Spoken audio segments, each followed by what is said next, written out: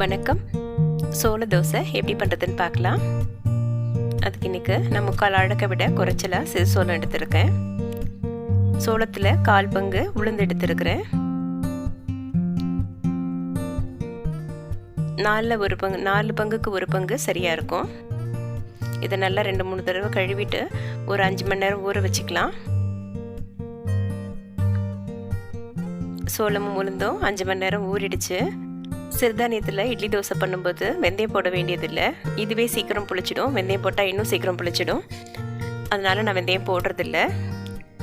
நான் குறைச்ச அளவே போட்டிருக்கிறதால மிக்சியில் ஒன்றா ஊற வச்சுட்டு மிக்சியில் அரைச்சிக்க போகிறேன். நீங்கள் அதிகமாக செய்கிறதா இருந்தால் தனித்தனியாக ஊற வச்சுக்கோங்க.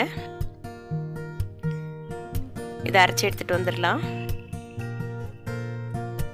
மாவு அரைச்சாச்சு. இது ஒரு பாத்திரத்தில் மாற்றிக்கிறேன்.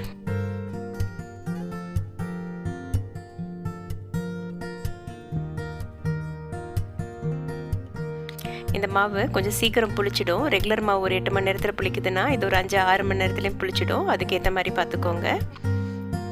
இதுக்கு தேவையான அளவு உப்பு சேர்த்துட்டு இதை கரைச்சி வச்சிடலாம். மூடி வச்சிடலாம். மாவு புளிச்சோன்னு பார்க்கலாம்.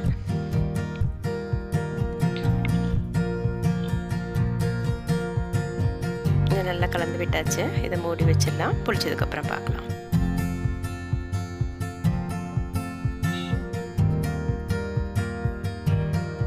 ஒரு 6 மணி நேரத்தில் இந்த அளவுக்கு ஃபெர்மெண்ட் ஆயிருக்கு.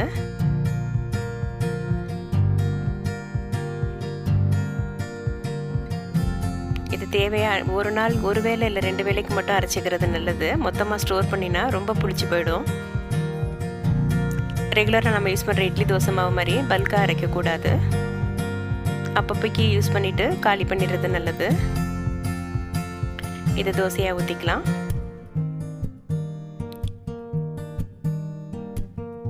இந்த மாவில் இட்லியும் நல்லா வரும். நான் இன்றைக்கி தோசை ஊற்றிக்கிறேன்.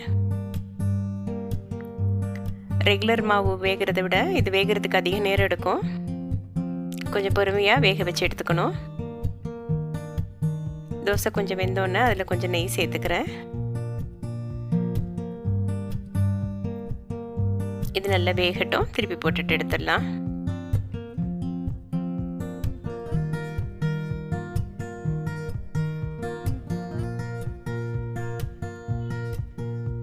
இது நல்லா கிறிஸ்பாக இருக்கும்.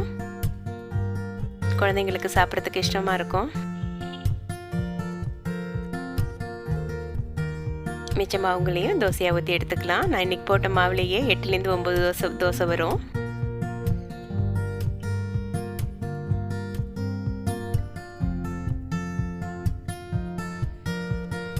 சோள தோசை ரெடி ஆயிடுச்சு.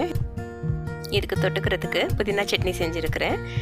புதினா சட்னியோட ரெசிபி இன்னொரு வீடியோவை அப்லோட் பண்ணியிருக்கேன். தேவைப்பட்டால் பார்த்துக்கோங்க.